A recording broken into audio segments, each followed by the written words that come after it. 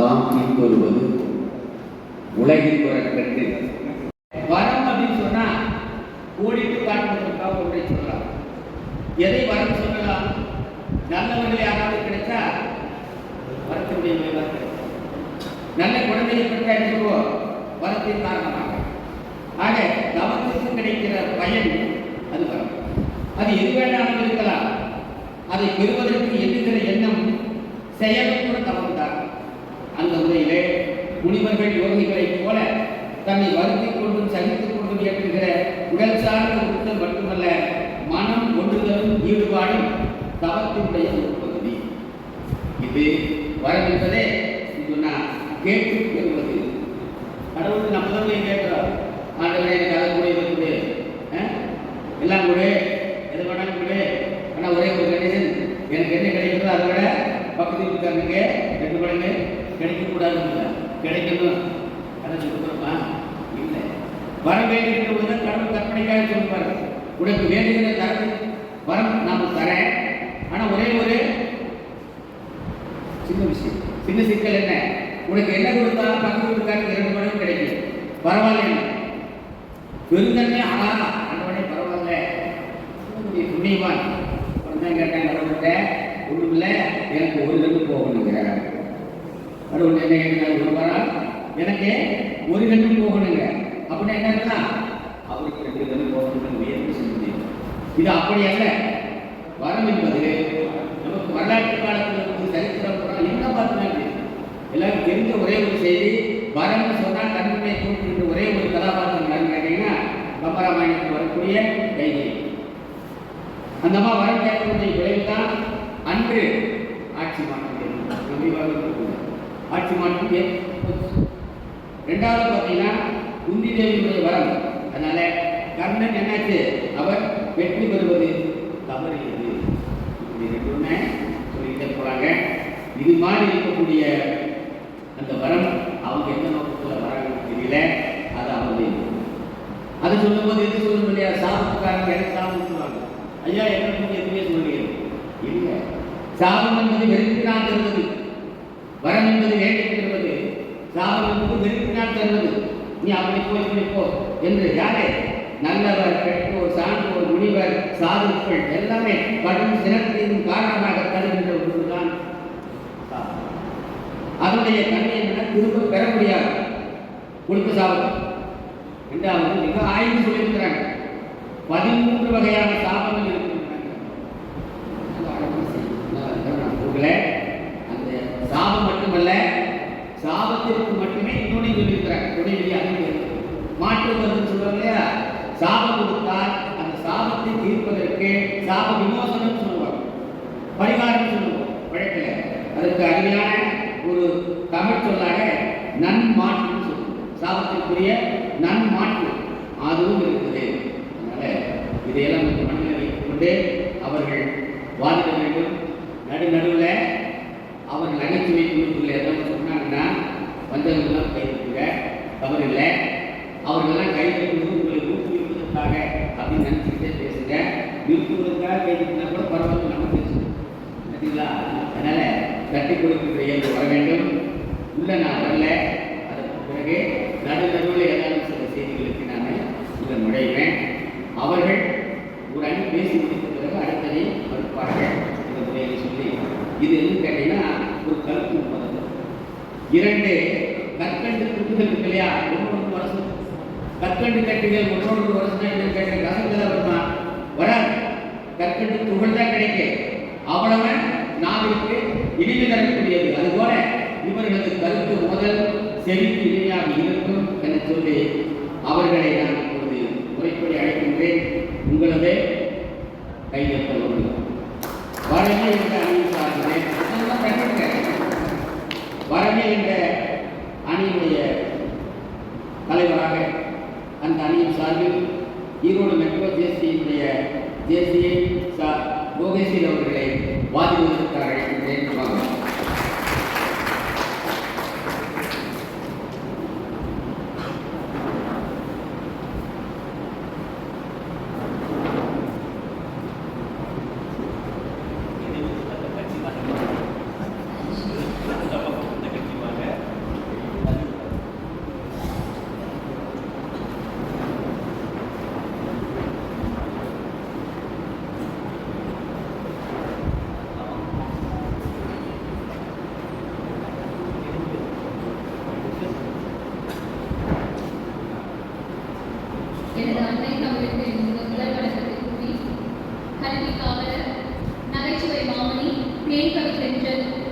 பட்டிமன்றத்துடைய நடுவர் புலவத்தை திருவள்ளுவர் ஐயாவை வணங்கி, மேலும் இந்த பட்டிமன்றத்தை காண வந்திருக்கக்கூடிய அனைத்து அறிமாக்களையும் ஜேசிக்களையும் வணங்கி எனது உரையை துவங்குகிறேன். முதியோர் இல்லங்கள் பெருகுவது சமுதாயத்தின் வரமா சாபமா? எதிரணி எப்படி அப்படின்னா, மாற்றங்களை எப்பொழுதுமே ஏற்றுக்கொள்ள முடியாதவர், ஆனால் இந்த அணியில் இருக்கக்கூடியவர்கள் மாற்றம் ஒன்றே மாறாது என்பதை உணர்ந்தவர். இந்த தலைப்பில் நம்ம ரொம்ப நல்லா கவனிக்கணுங்க. முதியோர் இல்லங்கள் பெருகுவது சமுதாயத்தின் வரமா சாபமா அப்படிங்கிற ஒரு கேள்வி வச்சுக்காங்க. இந்த சமுதாயம் எப்பொழுதுமே மாற்றத்துக்கு உட்பட்டுக்கிட்டே இருக்கும். நம்ம முதல்ல ஆதி காலத்துல எப்படின்னா கூட்டமா வாழ்ந்தவங்க, அப்ப குடும்பம் அமைப்பு கிடையாது. அதுக்கப்புறம் என்னாச்சு, குடும்பங்கிற ஒரு அமைப்பு உருவாக்கிட்டோம். அப்ப கூட்டமா தான் இருந்தாங்க, கூட்டு குடும்பம், நிறைய உறுப்பினர்கள் இருப்பாங்க. அதுக்கப்புறம் இப்ப எப்படி ஆச்சுன்னா தனி குடும்பங்களா மாறிடும் இல்லையா? அப்படி மாற்றங்களுக்கு உட்பட்டுக்கிட்டே வரும்பொழுது அப்போ ஒவ்வொரு குழந்தைகளுக்கு உண்டான மாற்றங்கள் வருது.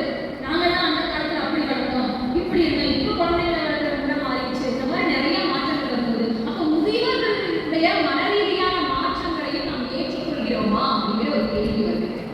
அப்படி ஏற்றுக்கொள்ள முடியாத சூழ்நிலை தான் இன்னைக்கு நிறைய இடத்துல நம்ம பார்க்கிறோம்.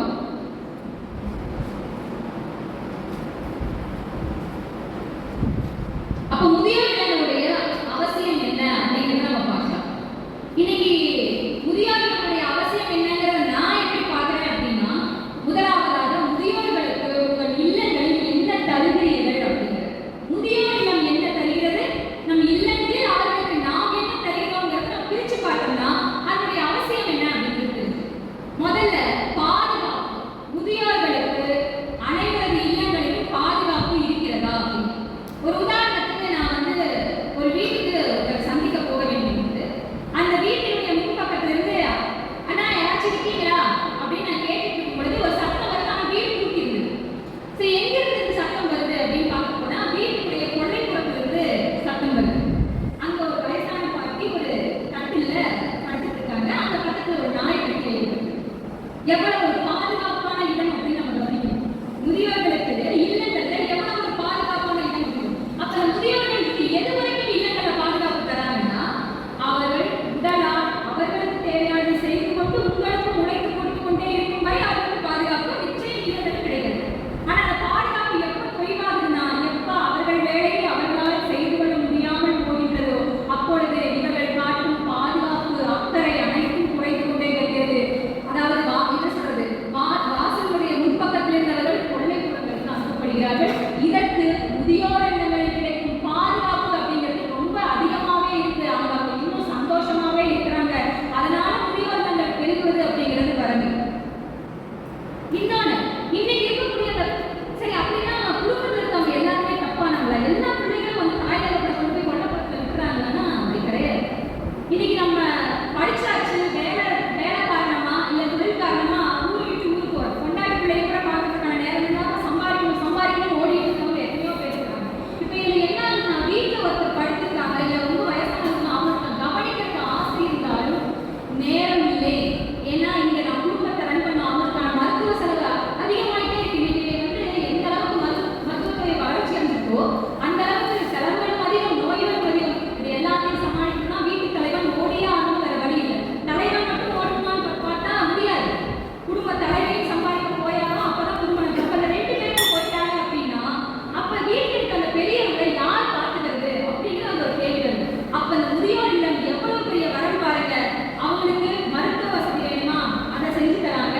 நல்ல சாப்பாடு, நம்ம வீட்டுல கூட உப்பு இல்லாம சமைக்கணும், அது சமைக்கணும்னா கொஞ்சம் சளிச்சுக்கிறது உண்மைதான். ஆனா அந்த முதியோர்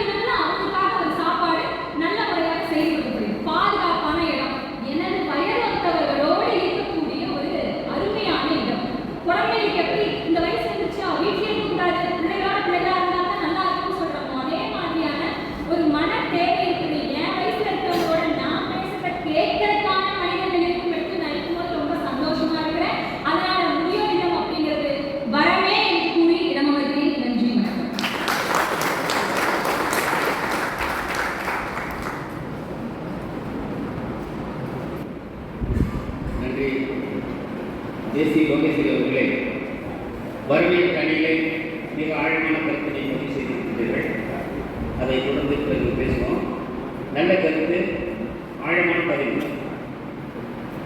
இல்லை அவங்க சொன்னதுன்னா தவறு, சாபமே என்று வாதிடுவதற்காக ஜேசி லோகேஷ் மற்றும் தேசிய ஈவெண்ட்டை சார்ந்தவர் வாங்க.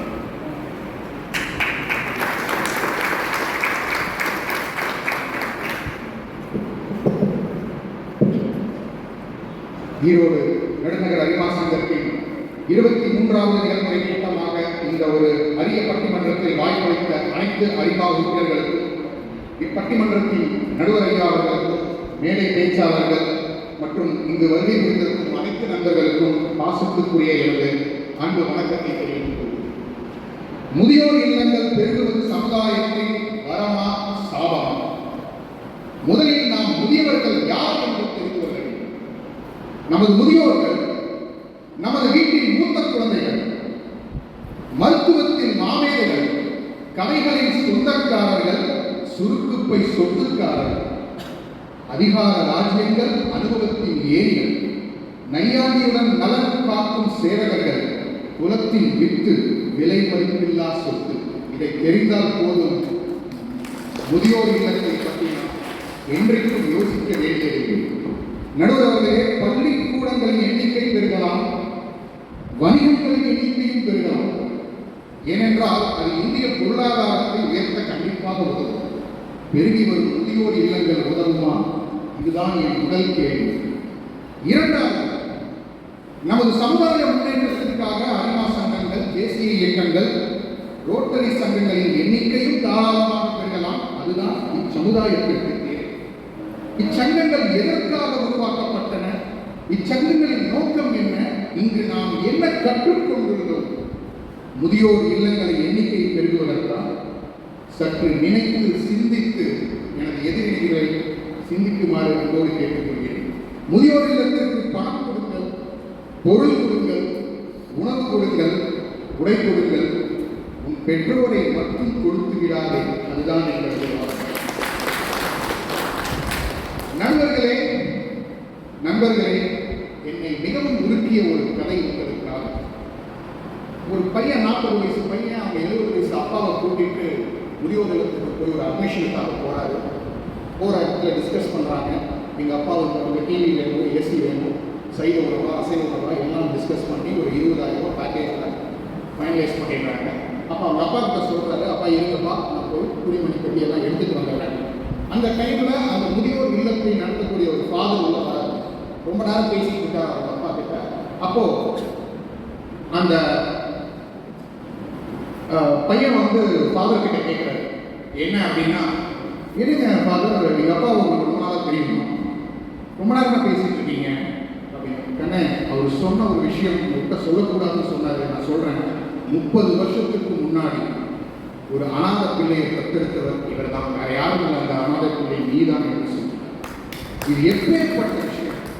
இக்கதையோட கருத்து என்ன அப்படின்னு பார்த்தீங்கன்னா, பிறக்கும் போது மகன் தந்தைக்கு குழந்தையாகிறான், இறக்கும் முன் தந்தை மகனுக்கு குழந்தையாகிறான். ஸோ வாழ்க்கையே ஒரு வட்டம் தான். நாளை நமக்கும் இந்த நிலைமைதான் என்று நாம் உணர வேண்டும். யார் கண்களுக்கும் தெரியாத பல ஆயிரம் உயிருள்ள கடவுள்களின் இருப்பிடம் முதியோர் இல்லம். அப்படிப்பட்ட முதியோர் இல்லத்தில் இருந்து தாய் தனது மகனுக்கு எழுதும் ஒரு கடிதம். அன்பு மகனே, அன்று உன் விரல் பிடித்து நடக்கச் சென்ற அதே விரல்களால் கண்ணீருடன் எழுதும் கடிதம் இது.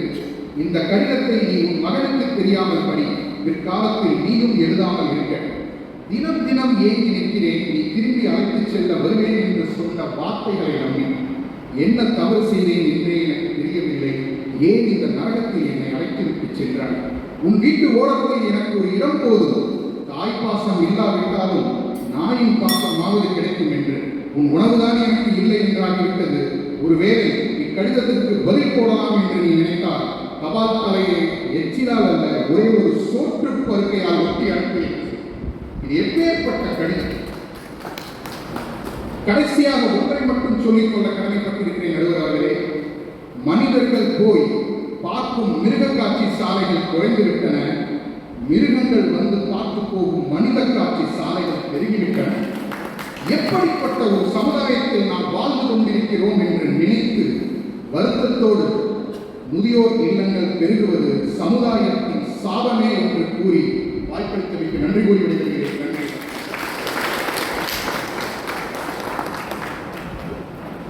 மிக அருமையாக லோகேஷ் ஆணித்தரமாக பேசியிருக்கிறீங்க. உணர்வுபூர்வமான ஒரு கருத்தை வெளிப்படுத்திட்டீங்க. அதில் பிறகு நான் சொல்லாமல் பார்க்குறேன். ஆனால் அந்த மிருகக்காட்சி சொன்னீங்க இல்லையா, அற்புதமான செய்தி. அதாவது அந்த பெயர் பலகை வைக்கிற போது அதை கொஞ்சம் மாற்றி சொல்லுவாங்க. மிருகக்காட்சி சாலையில் பெயர் பலகை வச்சிருக்காங்க. என்னன்னு கேட்டீங்கன்னா, உள்ளே விலங்குகள், வெளியே மனிதர்கள். உண்மை தானே? விலங்குகள் உள்ள இருக்குது, பார்க்க போகிறவங்க முதியோர்கள் போய் பார்த்தீங்கன்னா உள்ளே மனிதர்கள், வெளியே விலங்குகள். நான் என்ன மனித பண்பு இல்லாமல் ஆதரவு இருந்தும் அவர்கள் ஐந்தறிவுடையவர்களாக இருக்கின்ற காரணத்தினாலே வெளியே இருக்கின்றவர்கள் மனிதர்களாக இருந்தும் அங்கே அவர்கள் விலங்குகள். உள்ளே இருப்பவர்கள் தெய்வங்களாக இருக்கக்கூடியவர்கள், மனிதர்களுக்கு மேலான ஒன்று. நிறைய சொல்லியிருக்கோம். அழுத்தமான செய்தி பதிவு செய்திருக்கீங்க. நன்றி. வடமே அணியின் சார்பில் தேசிய ஈரோடு கிரேவி சிட்டி தேசிய கௌதம் கிருஷ்ணமூர்த்தி அவர்கள் வாங்க.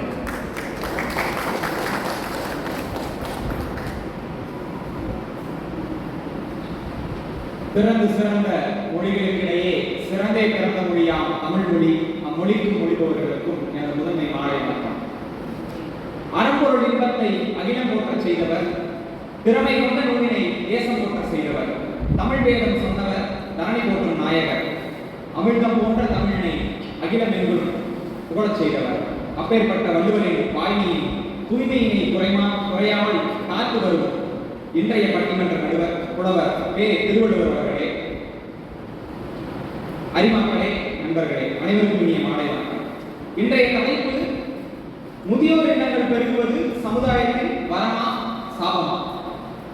சாபம் தான் நடுவர். திருமணம் செய்து 4 பிள்ளைகளை பெற்று அவர்களை வளர்த்து ஆளாக்கி 5 ஏக்கர் நிலம் 10 வீடுகள் கட்டி சம்பாதித்து அனைத்தையும் அந்த நாடுகளுக்கும் சரியென பிரித்து கொடுத்து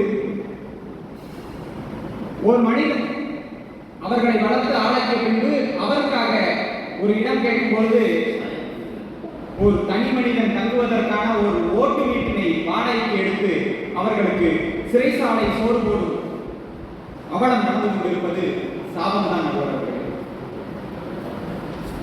லோகேஷ் அவர் பேசும்போது சொன்னாரு முதிர்ந்த குழந்தைகள் என்று. முதிர்ந்த குழந்தைகள் என்று சொல்லும் போது எனக்கு ஒரு நினைவு வருகிறது. எங்க அம்மா ஒரு முறை ஒரு சொந்தக்காரங்கிட்ட பேசிட்டு இருக்காங்க. அவங்க பேசிட்டு இருக்கும்போது அவங்க நல்லா விசாரிக்கிறாங்க, எங்க நல்லா இருக்கீங்களா அப்படின்னு. நல்லா இருக்கீங்க அப்படின்னு சொல்றாங்க. உங்க அம்மா நல்லா இருக்காங்களா அப்படின்னு கேட்கும்போது அதுக்கு என்ன நல்லா தான் இருக்கு, நானும் பார்க்க 4 மாசமா சரி போகும்னு போகவே மாட்டேங்குது. கருவறையில் இருக்கும்போது நீங்கள் எப்போது வெளியே வருவாய் என்று கேட்ட தாயை நீங்கள் கேட்கிறீர்கள், எப்போ போக போற? அவங்க கேட்கறது ஏசி ரூம், நேரமான சோறு கேட்கிறீங்க. நடுவர்களே, படிக்கிறதுக்கு 4 புத்தகங்கள், அதை பற்றி பேசுவதற்காக 4 நண்பர்கள், தேவைப்படும் போது மருத்துவ உதவி. இது அனைத்தையும் இப்ப இருக்கக்கூடிய குழந்தைகளும் பெற்றோர்களும் கொடுத்துக் கொண்டிருக்கிறார்களா என்பதுதான் இப்போதைய கேள்வி. அந்த காலத்துல இருக்கும்போது நம்மளுக்கு இருந்தது 2 லைஃப். ஒண்ணு பாத்தீங்கன்னா பிரைவேட் லைஃப், நமக்கான ஒரு வாழ்க்கை. 2வது ஒரு லைஃப் இருக்கு, அது பர்சனல் லைஃப். ஸோ இந்த 2 லைஃப் தான் இருக்கு. அந்த காலகட்டத்தில் நம்ம பெரியவங்களை கூட வச்சுட்டு நம்மளால வாழ்ந்துட்டு போக முடியும். ஆனா இன்னைக்கு இருக்கக்கூடிய வாழ்க்கை 4 வாழ்க்கைகளாக பிரிக்கப்படுகிறது. முதல் வாழ்க்கை பிரைவேட் லைஃப், 2வது பர்சனல் லைஃப், 3வதாக ப்ரொஃபஷனல் லைஃப் என்ற ஒரு புதிய ஒரு லைஃப் உள்ள சேருகிறது. 4வதாக பப்ளிக் லைஃப் அல்லது சோஷியல் லைஃப் என்று சொல்கிறோம். இப்படிப்பட்ட ஒரு மாற்றத்துக்கு நம்ம இன்னும் மாறல அப்படின்னா இன்னும் டைனோசர் காலத்தையே வாழ்ந்து கொண்டிருக்கக்கூடிய எதிரணியை பார்த்து சிரிப்பு தான் வருகிறது. காரணம் இன்று அவர்கள் கூறக்கூடிய இன்றைய நாம் பேசிக்கொண்டிருக்கக்கூடிய அறிவாசனமாக அல்லது தேசியாகட்டும் அவர்கள் கொண்டு வந்திருக்கக்கூடிய புது யுக்திகளை பாருங்கள். ஜேஏசி என்ற ஒரு அமைப்பு, 40 வயதுக்கு மேல இருக்கக்கூடிய தேசியங்களுக்கு ஒரு அமைப்பு. இப்படிப்பட்ட அமைப்பு எதுக்கு உருவாக்க வேண்டும்? அவர்களும் இப்படிப்பட்ட ஒரு சமுதாயத்திற்கு ஒரு பங்கு கொடுக்க வேண்டும் என்பதற்காக நடுவர்கள் செய்கிறது.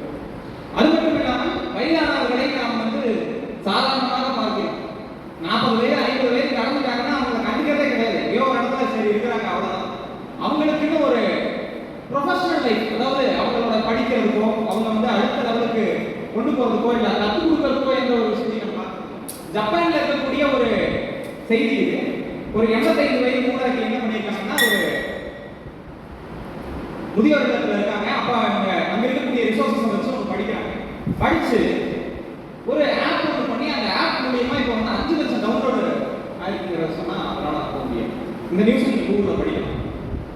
5 வயதில் இருக்கும்பொழுது ஒரு குழந்தை சொல்கிறது, அம்மாவும் உனக்கு அம்மாவும் எனக்கு அப்பாவும் எனக்கு என்று. அதே குழந்தை 50 வயதில் சொல்கிறது, அம்மாவும் உனக்கு அப்பாவும் உனக்கு என்று. இப்படிப்பட்ட காலகட்டத்தில் பெரியவர்களை பாதுகாக்க பெரிதும் உபயோகிப்பது முதியோர் இல்லங்களே. எனவே அது வரமே வரமே வரமே என்று கூறி வாய்ப்பளித்தமைக்கு நன்றி பாராட்டி விடைபெறுகிறேன். நன்றி. நன்றி பாராட்டுகளே. ஒரு அழகான பதிவு தான். வயதானவர்களை பற்றி சொன்னார் மிக அருமையா. வயதானவர்களுக்கு சொல்லக்கூடிய அடைமொழி மிக மோசமான அடைமொழி. அகழ்மையை சொல்றாங்க. பெருசே, இதோட கொடுமைதான் இருக்குங்களா? பெருசே, அதுக்கு பேருந்துகள் எல்லாம் பாட்டு இருப்பாருங்க. எங்களை போல முன்னாள் இளைஞர்கள் இருப்பாருங்க. அவங்களெல்லாம் கொடுமைப்படுத்துறத பெருசு என்ன கேடு, வீட்டில் படிக்க வேண்டியதானே. ரொம்ப நல்ல கொடுக்கிறாங்க. சித்தமாக பேசுவோம். இல்லை அப்படிலாம் இல்லைங்க. சாபமே என்ற அணியை வாழ்வதற்காக தேசிய ஈரோடு காவிரி நிலையில் வந்திருக்கக்கூடிய தேசியமா சிந்துகர் சத்தியம்.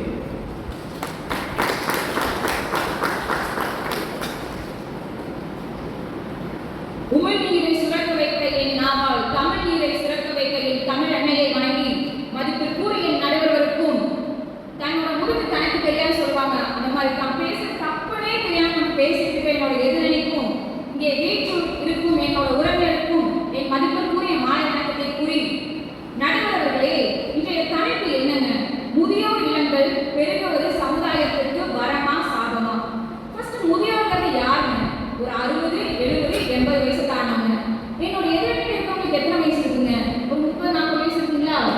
30, 40 வயசுலயே யாரோ கட்டின வாடகை வீட்டில் இருந்தாலும் ஐயே தண்ணி சொல்லுவாங்கன்னு தெரிஞ்சு தன்னோட வீட்டில் இருந்தாதான் திருப்தியும் மகிழ்ச்சியும் கிடைக்கிறது தெளிவா தெரிஞ்சு இங்க வந்து நம்மளுக்கு எப்படி மண்ணை கழிட்டு இருக்காங்க. முதியோர் வீட்டில் இருந்தாக்கா சேஃப்டி நம்ம கூட இருந்து பார்த்துக்க முடியாது. அந்த மாதிரி நம்மள்ட்ட மண்டை கழுவுற மாதிரி அவங்க அம்மா பாட்டி போய் மண்டை கழுவி முதியோர்களுக்கு துரட்டி விட்டு அவங்க உருவாக்குற வீட்டில் இவங்க வந்து ஜாலியா இருப்பாங்களாமா. ஆனா அவங்க அந்த முதியோர்கள் இருக்கும்போது அவங்களோட மனநிலை எப்படி இருக்குங்க? அவங்க மனசுல தோன்ற ஃபர்ஸ்ட் கேள்வி என்னவா இருக்கும்? என்னடா பொழைச்சிட்டோம், இந்த அனாதை உட்காந்துருக்கோம் இங்க. இந்த மாதிரி சூழ்நிலை எப்படி அவங்களுக்கு வரமாக நடுவர்களே? கண்டிப்பா சாபமே.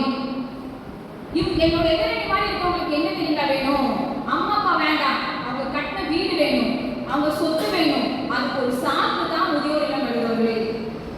ரீசெண்டா ஜேபேபி படம் பார்த்துருக்கீங்கன்னு நினைக்கிறேன். அதுல ஊர்வசி அம்மாவுக்கு 4 பசங்க, ஒரு பொண்ணு. என்னோட எதிரணி மாதிரியே இருந்திருப்பாங்க. அந்த படத்தை எனக்கு உருக்குற ஒரு வார்த்தையை நீங்க பதிவு பண்ணணும்னு நினைக்கிறேன். ஊர்வசி அம்மா அவங்க பையனை பார்த்து ஒரு கேள்வி கேட்பாங்க. ஏன்னா நான் வாரமா போயிடுவானேன்னா இந்த வார்த்தை இப்ப இருக்க சமுதாயத்தில் நிறைய பெரும்பாலமா நடந்துக்கிறதுக்கு மெயின் காரணம் என்ன கேட்பாங்க? We never know the love of parents till we become the parents of ourselves. நம்ம பெற்றோராக வரைக்கும் பெற்றோரோட காதலும் அன்பும் நம்மளுக்கு தெரியவே இல்லை. இதுக்கு மெயின் காரணம் என்னன்னா, இப்ப இருக்க காலகட்டத்தில் யாருக்கு கல்யாணம் ஆகுறது ரொம்ப கஷ்டமா இருக்கு. யார்கிட்ட கேட்டாலும் என் பையன் இன்னும் கல்யாணம் ஆகுதுங்க, என் பொண்ணுக்குன்னா நல்லா வரணும் அமைதிங்க, மேட்ரிமோனியில ரெஜிஸ்டர் பண்ணியிருக்கேங்க, கடவுளுக்கு 50,000 கொடுத்துருக்குங்க, 1 லட்சம் ரூபாய் கொடுத்துருக்குங்க, கொடுத்து என்ன பிரயோஜனம்? கல்யாணம் பாட்ட காணும். ஆனா அந்த காலத்துல என் அப்பா வீட்டுல இருக்கும்போது உரிமையா பையன்கிட்ட ஆத்தா ஜாதகத்தை பிள்ளைக்கு கல்யாணம் வரப்போகுது, நம்ம எல்லாத்தையும் ஜாதகத்தை குழந்தைக்கு வச்சு ஜெராக்ஸ் கொடுப்போம், நான் சின்னமாட்ட பேசுறேன், அத்தையிட்ட பேசுறேன், கண்டிப்பா நல்ல பையன் கிடைக்கும் அப்படிங்கிற உறுதி பேசி யாருக்கு கொடுக்குறான்? அப்பதான் அமுச்சி தானேங்க. அது மட்டுமா, அந்த பொண்ணுக்கு கல்யாணத்துக்கு அப்புறம் குழந்தை மாசம்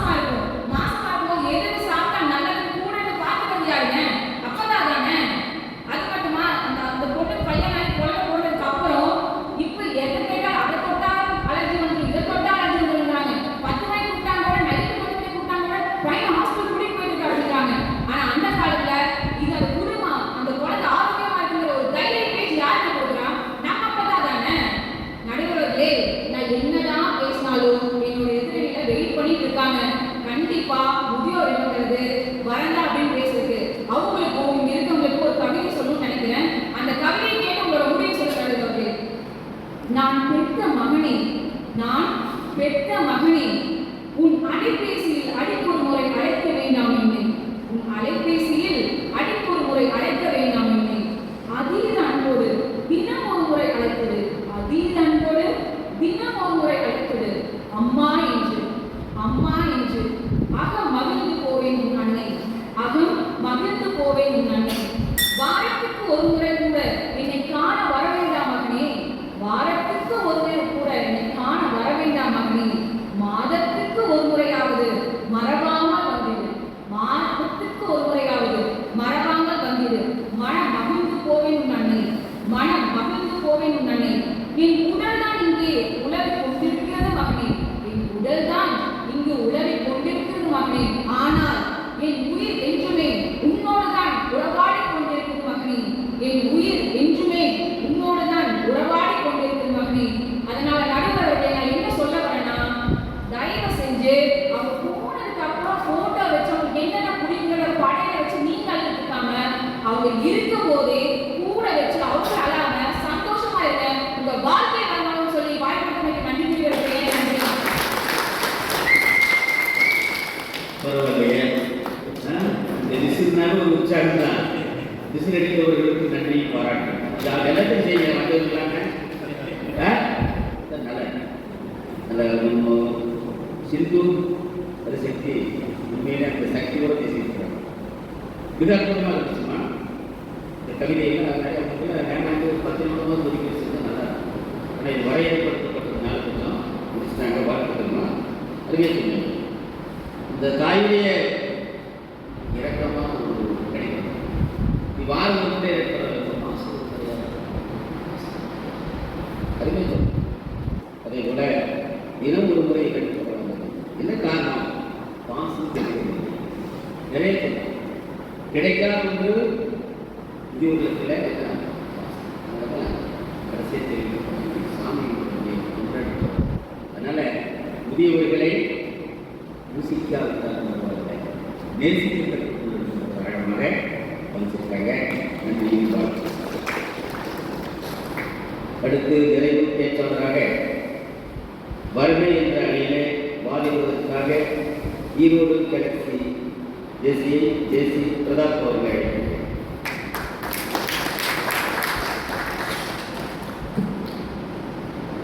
வாழ்க்கையை நான் 7 கோடி ரூபாய் அந்த பொய்யாப்பூரின் நாமத்தை தனது பெயரில் ஏந்தி இன்று வரமாய் முதல்வர்களே, இன்று வரமாய் வீட்டிற்கும் புலவர் திருவள்ளுவர் அவர்களுக்கும் உண்மை இயல்பாக பேசுகிறார். கெட்டியாக தரலைங்க, பலவே கெட்டியாக கேட்க ஒன்றும் இல்லை. இயல்பாக பேசிட்டார். உண்மையையும் யதார்த்தத்தையும் கூறி வரப்பெறவர்களுக்கும் எனது அணியினருக்கும் பொய் புகட்டிலும் மட்டுமே கூறி இந்த சாபத்திற்கு ஆளாக இருக்கும் எதிரணியினருக்கும் அரைக்கல் வீச்சிற்கும் அனைத்து மனிதர்களுக்கும் எனது இனிய மாலை வணக்கம். ஐயா, எதிரணியில் 2 பேர் வந்து பேசினோடனே எனக்கு படத்தில் விசு ஐயா சொல்ற ஒரு டைலாக் சொல்லுங்க.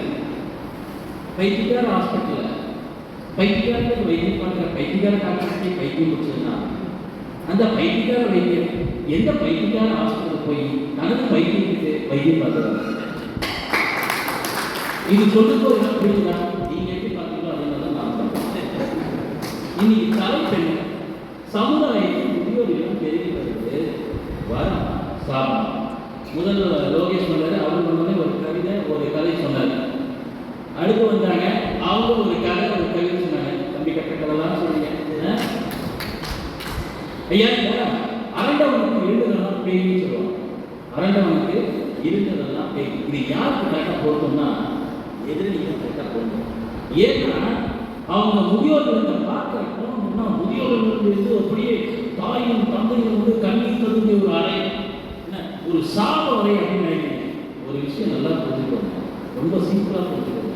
ஒரு குழந்தை எடுத்துக்கிட்டீங்கன்னா அந்த குழந்தை விளையாட்டு ஒரு குழந்தை ஒரு பள்ளி மாணவன் எடுத்துக்கிட்டீங்கன்னா அவங்களுடைய வயதை ஒத்த அந்த இணையத்தான் தேவை.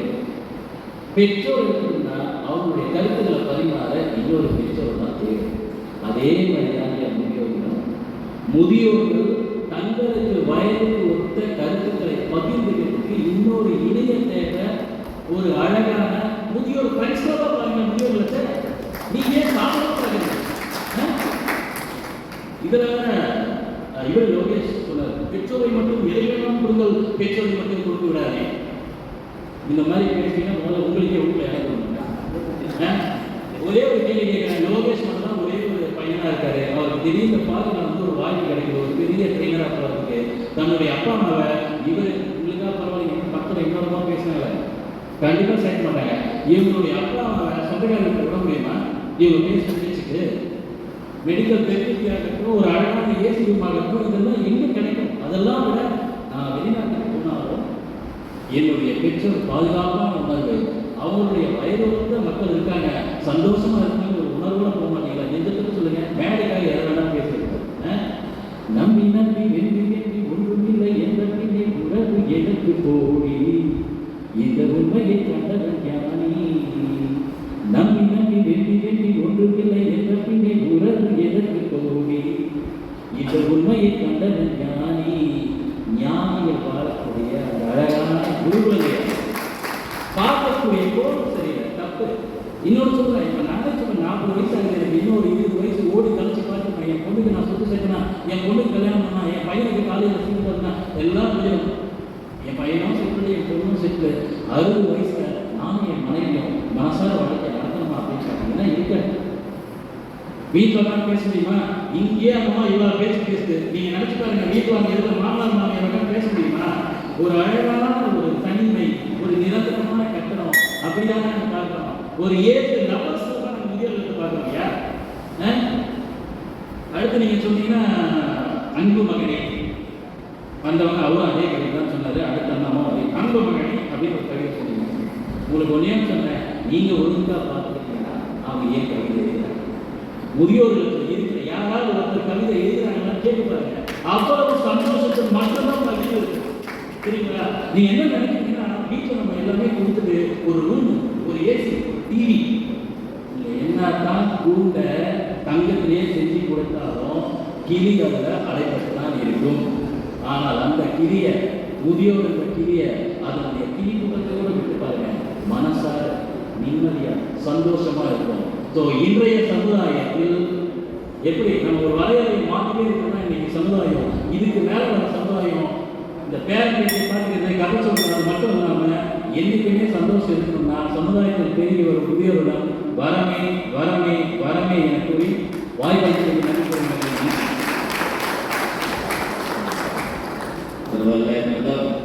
பேச்சாளர் மட்டும்தான் நினச்சிட்டு இருந்தேன். அதில் ஒரு இசை கலைஞராக இருக்கிற வளர்த்துங்க வாழ்த்துக்கள். நல்ல கருத்தை பதிவு ஒத்த வயதுடையவர்கள் முதியோரத்தில் ஒரு வழமான பதிவு. சாதனை என்ற அணியின் சார்பிலே தெரிவிக்கப்பட்டதாக ஈரோடு தேசத்தின் தேசிய விஜயேஸ்வரன் பெருமதிப்பிற்கும் மரியாதைக்கும் உரிய நடுவர்களுக்கும் பேச்சாளர் பெருமக்களுக்கும் இந்த அவையில் உள்ள துணை அன்மாக்களுக்கும் என்ற அன்பான மாலை வணக்கம். லோகேஸ்வரி அக்கா பேசும்போது ரொம்ப அழகா சொன்னாங்க, முதியோர் இடத்துல எல்லா வசதியும் இருக்கும், சாப்பாடு நல்லா இருக்கும், இப்படி எல்லாமே சொன்னாங்க. 1000 வசதி நீங்க கொட்டி கொடுத்தாலும் 6 மணிக்கு வீட்டுக்கு வர பையன் அம்மாவை பார்த்து அம்மா சாப்பிட்டியாம்மா அப்படின்னு கேட்கிற சொல்லுக்கு நிகரான அரவணைப்பு கிடைக்குமாங்க? என்னமோ வந்து பேசுறாங்க. இவர் பிரதாபண்ணா ரொம்ப அழகா சொன்னாரு, ஏன் முதியோர் இடத்துல தான் மொத்த முதியோர்கள் இருப்பாங்க, அந்த போனா அவங்களுக்கு ஃப்ரெண்ட்ஸ் கிடைக்கும் அப்படின்னு. இப்ப இங்க இருக்கிற எல்லாரும் பெரும்பாலானவங்க முதுமையில தான் இருக்கிறாங்க இல்லையா? இவங்கெல்லாம் இந்த முதியோர் இடத்துல இருந்து வராங்க கேட்கறேன். இவங்களும் இந்த முதியோர் இடத்துல இருந்து வராங்க, இவங்களுக்கெல்லாம் கூட ஃப்ரெண்ட்ஸே இல்லையா? இல்ல என்ன பேசுறீங்க கேட்கிறேன்.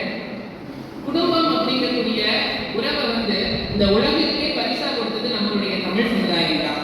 இந்த சமுதாயத்திலிருந்து வந்துட்டு எப்படி முதியோர் இல்லங்கள் பெருகுவது வந்து வரணும் இவங்கெல்லாம் பேச வந்திருக்காங்கன்னு எனக்கு புரியலைங்க. நான் ஒரு செய்தி சொல்றேன் ஐயா, நம்மளை விட முதியோர்களினுடைய எண்ணிக்கை அதிகமா இருக்க நாடு சீனா. சீனாவில் 90% முதியோர்கள் குடும்பத்தோட தான் இருக்கிறாங்க. 10% பேர் தான் ரிட்டையர்மெண்ட் கம்யூனிட்டிலையும் முதியோர் இல்லங்கள்லையும் இருக்கிறாங்க இல்லையா? இதே இந்தியாவில் 2020 ஏஸ்மானுடைய சர்வே சொல்லுங்க, 40% முதியவர்கள் இந்தியாவில் ஆதரவற்ற நிலையிலேயும் முதியோர் இல்லத்திலையும் இருக்கிறாங்கன்னு சொல்லுது. இப்படி வந்து முதியோர் இல்லங்கள் பெருகிறது வந்து வரம்பு பேச முடியுமா? நிச்சய சாபம் தான் இல்லையா? பாகிஸ்தான் இந்தியாவோட உறவு பத்தி எல்லாருக்கும் தெரியும் இல்லைங்களா? ஆனா பாகிஸ்தான்ல ஒரு முதியோர் இல்லங்கள்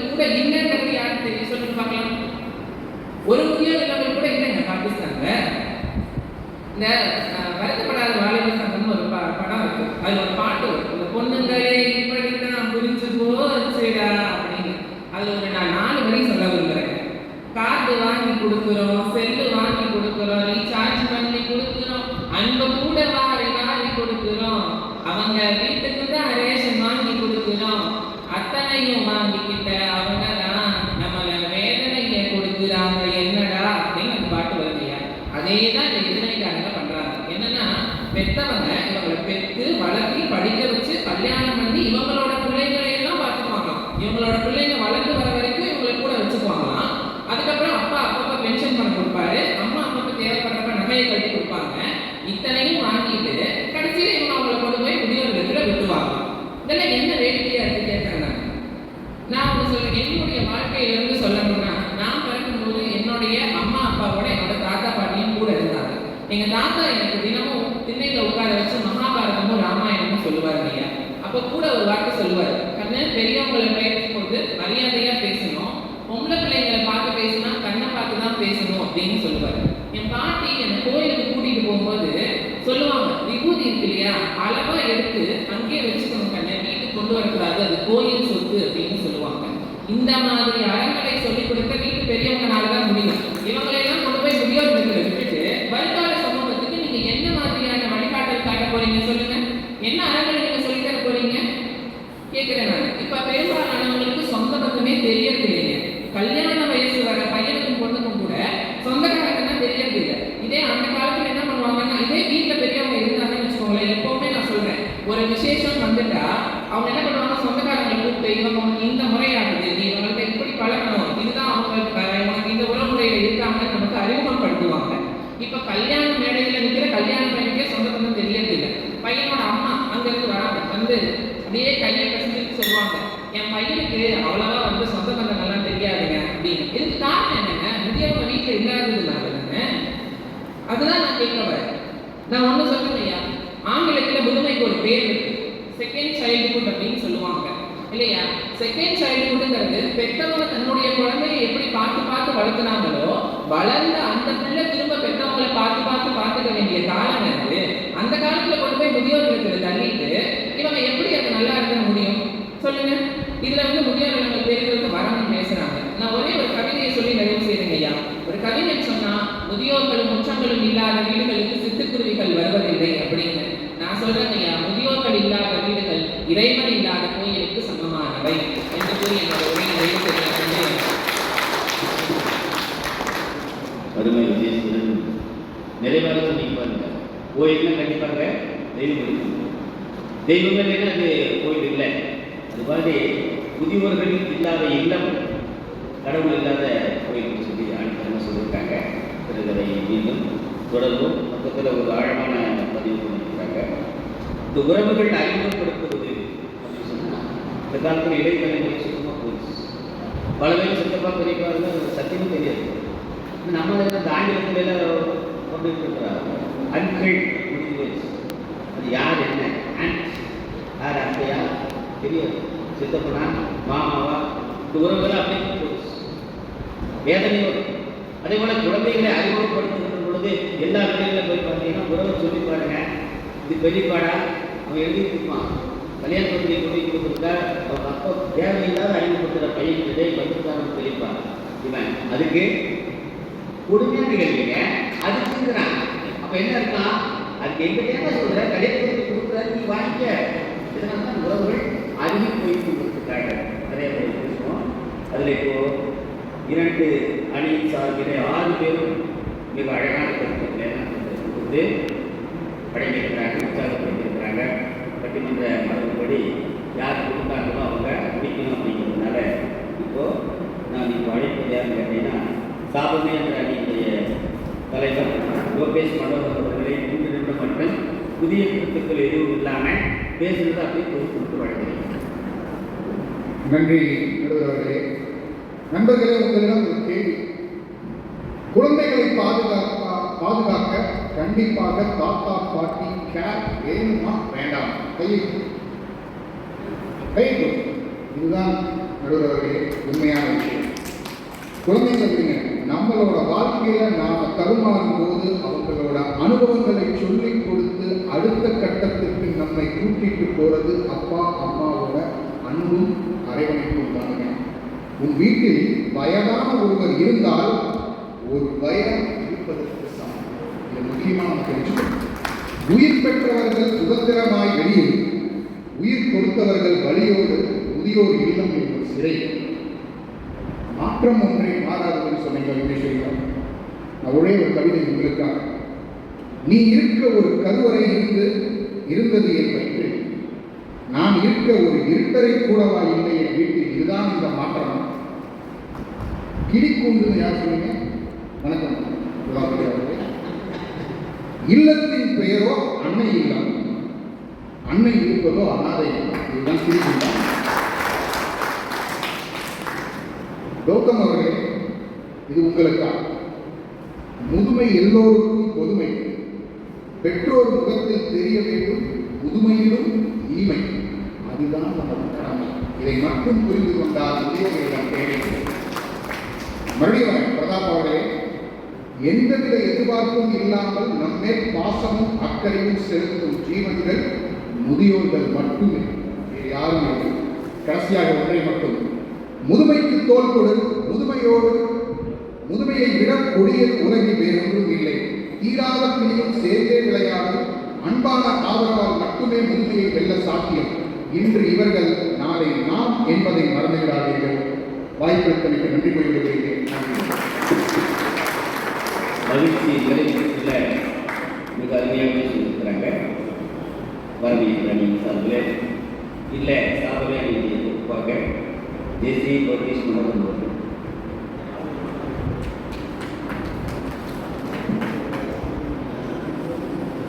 மீண்டும் ஒரு வாய்ப்பு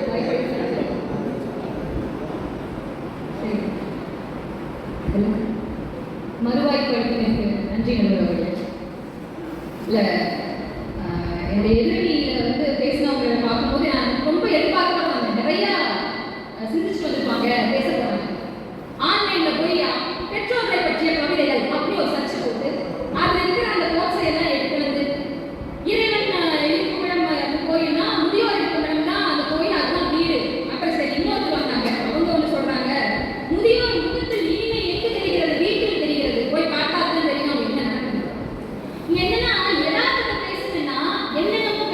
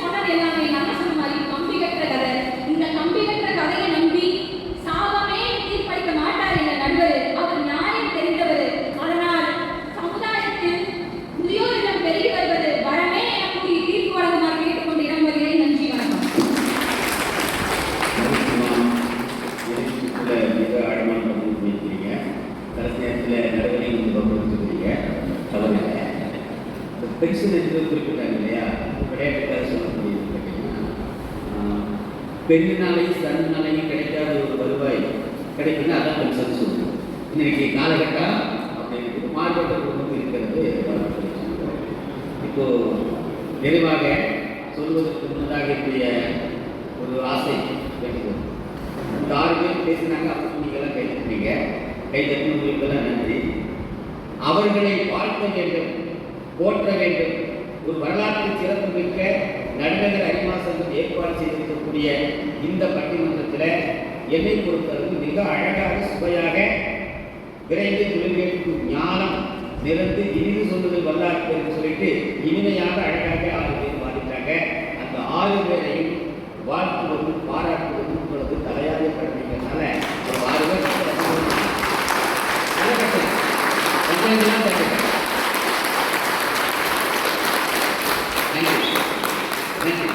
உலகமாக சொல்றேன். மிகச் சிறந்த ஒரு பயிற்சி பெற்ற பட்டிமன்ற பேச்சாளர் நீங்க எப்படியெல்லாம் பேசுறாங்களோ அதை விட மேலாகவே அழகான கருத்துக்களை வாரி வாரி வழங்கினாங்க. நான் கொஞ்சம் தயக்கத்தோட உட்கார்ந்தேன். ஆனா அற்புதமாக 2வது சுற்றுலாம் 2 பேருமே மிக அருமையாக கொண்டு வைக்கிறாங்க. ஒரு தீர்ப்பினை சொல்வதற்கு நான் அங்கே போய் எனக்கு கொஞ்சம் முன்னாடி அங்கே தெரியும்.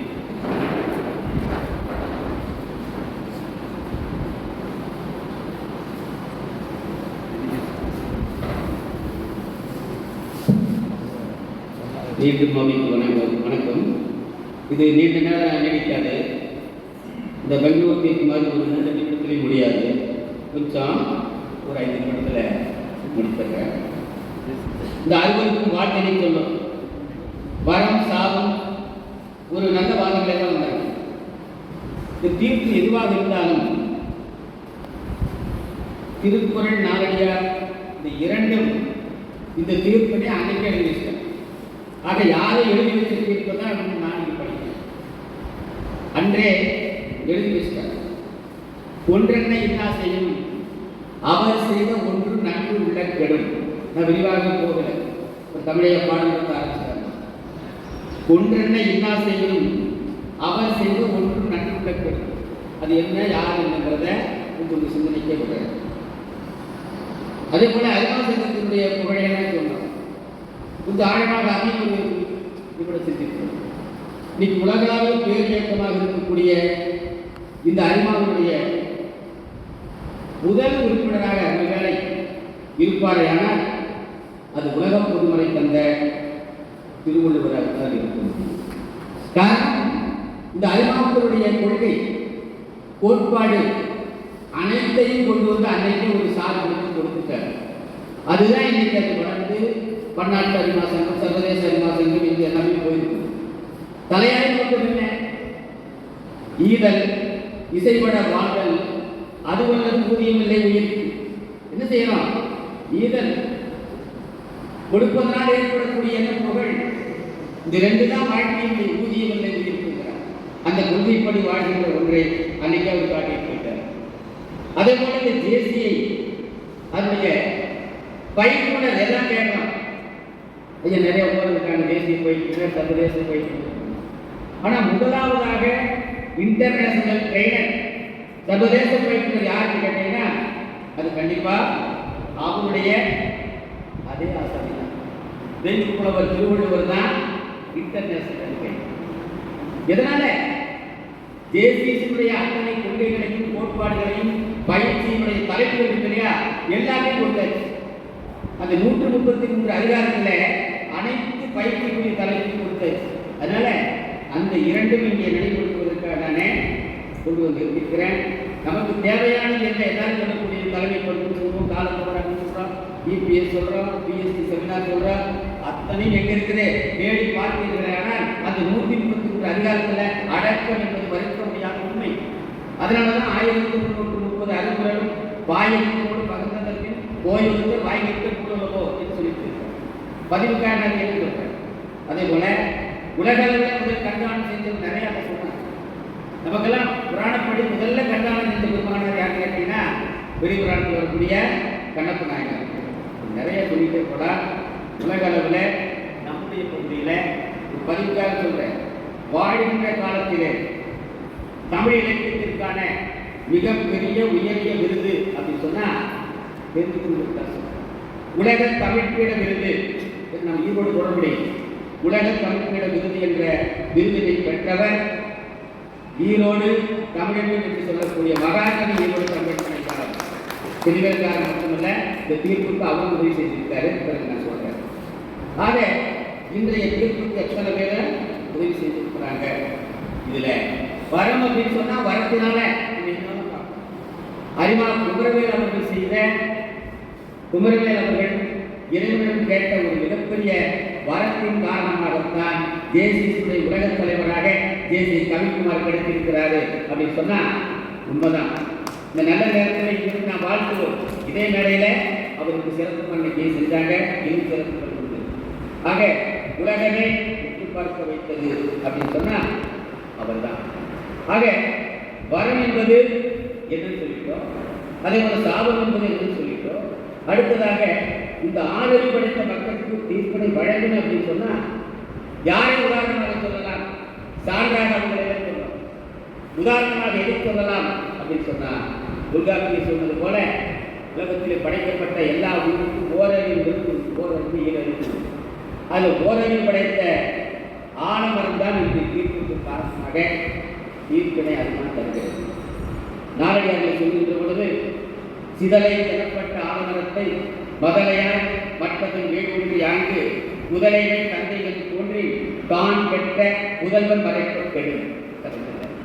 கரையானால் அறிவிக்கப்பட்ட மிகப்பெரிய ஆலமரம். அந்த ஆலமரத்தை தாங்குகின்றது எதுன்னு கேட்டீங்கன்னா தளர்ச்சி ஆலமரத்துக்கு ஏற்படுகின்ற போது அந்த விடுதிகள் அந்த ஆலமரத்தை தாங்குகின்றன. நம்ம கண்ணை பார்க்கிறோம். அது போல பெற்றோருக்கு தளர்ச்சி ஏற்படுகின்ற பொழுது அந்த தளர்ச்சியை போக்குகின்றது யார் கேட்டால் தான் பெற்ற முதல்வன் மறைக்கப்படும். அப்பேற்பட்ட புதல்வர்கள் இன்னைக்கு இல்லாத காரணத்தினால்தான் இதெல்லாம் பெருகி வந்து இருக்கிறது என்பதை சொல்லி இந்த அறுபது பெருமக்களுடைய அது அருமையான வார்த்தைகளை சொன்னாங்க. தொகுப்புல நிறைய கருத்துக்களை வாடி வழங்கினாங்க. கவிதைகள் சொல்லியிருக்கிறாங்க. இதெல்லாம் கொஞ்சம் ஆய்வு பார்க்கின்ற பொழுது இந்த நாளிலே சமுதாயத்தினுடைய வரமா சபமா என்ற சிந்தனைக்குரிய நாளிலே இன்று இந்த அறுபது பெருமக்களுடைய கருத்து மோதல், இலக்கிய சான்று இவற்றையெல்லாம் வைத்து பார்க்கின்ற பொழுது வரமே என்று தீர்ப்பு கூறி முடித்தார் சமுதாயம் ஏற்காது. வரமே தீர்ப்பு கூறி முடித்தால் சமுதாயம் ஏற்காது. முதல் தெய்வங்கள் என்னை மன்னித்தார், நம்மை மன்னித்தார். அதனால மீண்டும் சொல்லுகின்றேன், முதியோர் இல்லங்கள் பெருகுவது சமுதாயத்தின் சாபமே என்று தீர்ப்பளித்து அதோடு ஒரு சின்ன பதிவு. சாபம் என்னன்னு தெரியும். அந்த சாபத்துக்கு சாப விமோசனம் சொல்லுவாங்க. ஒரு முனிவர் சாபம் விட்டாங்கன்னா அந்த சாபம் எப்போ நீங்கிறதுன்னு சொல்லுவாங்க. அதுபோல சும்மா சாபம் சொல்லிட்டு போன அர்த்தம் இல்லை. இந்த சாபத்திற்குரிய விமோசனம் அப்படின்னு சொன்னா என்ன அப்படின்னு சொன்னா அதற்கு பரிகாரம் சொல்லு. தமிழை நல்ல சொல் நன்மாற்று சொல்லு. சாபத்திற்குரிய நன்மாற்று அப்படின்னு சொன்னா இளைய தலைமுறையினர் உள்ளம் பண்படைய வேண்டும். பண்படையாத காரணத்தினால் இந்த அல்லல்கள் ஏற்படுகின்றன, உயரங்கள் இருக்கின்றன. ஒத்து போகின்ற மனது இல்லாத காரணத்தினால அவர்களுக்கு எது துணையாக இருக்க வேண்டும் என்று சொன்னால் கண்டிப்பாக நூல்கள் தான் துணையாக இருக்கும். நூல்கள் என்று சொன்னால் சங்க இலக்கியங்களை நான் சொல்லிவிட பயன்படுத்த விரும்பவில்லை. எதை படிக்க வேண்டும் என்றால் நூல்களை படிக்க வேண்டும். எப்படி படிக்க வேண்டும் என்றால் நீங்கள் மேலாக படித்தால் போதுமானது. அதை ஆழமாக நிறைய படிக்க வேண்டாம். அதற்கு தான் நம்முடைய மகாகவி ஈரோடு தமிழன் ஐயா அவர்கள் மிக சுருக்கமாக எதை படிக்க வேண்டும் என்று சொல்லியிருக்கிறாங்க. அந்த பதிவினை நான் இங்கே பதிவு செய்ய வேண்டும். ஒருவரை படிக்க வேண்டும் என்றால் ஆத்திசூடி படி. கஷ்டங்களா ஒரே வரி படிக்க நினைச்சீங்கன்னா ஆத்திசூடி படி. இருவரை படிக்க வேண்டும் என்றால் திருக்குறள் படி. 3 வரை படிக்க வேண்டும் என்றால் கைக்கூ படி. 4 வரை படிக்க வேண்டும் என்றால் நாலடியார் படி. எப்படி படி, ஆனால் நீ படிக்காமல் இருந்தால் எப்படி என்று ஐயா அவர்கள் அஞ்ஞானத்தை பதிவு செய்திருக்கிறார்கள். ஆக இதை தொடர்ந்தோமையானால் நம்முடைய மனம் பக்குவமடையும். மனம் பக்குவமடையும் பொழுது விருந்தல்கள் நீங்கும். தொடக்கத்திலே சொன்னது போல பெற்றோர்களை பூசிக்க வேண்டும் என்று கூட நினைக்க வேண்டாம். நேசிக்க தொடங்கினாலே அவர்கள் இறைவனுக்கு மேலான ஒரு இடத்தை பெறுவார்கள். அதை உண்டாக்க வேண்டியது யாருமே சொன்னால் நன்மக்களாகிய பெற்றோர்களது தலையாய பொறுப்பு. சொல்லி நல்ல நாளில் நல்ல வாய்ப்பினை தந்ததற்காக நடுநகர் அரிமாசத்திற்கு இந்த எங்களது பட்டிமன்ற அணியின் சார்பில் நன்றியினை தெரிவித்து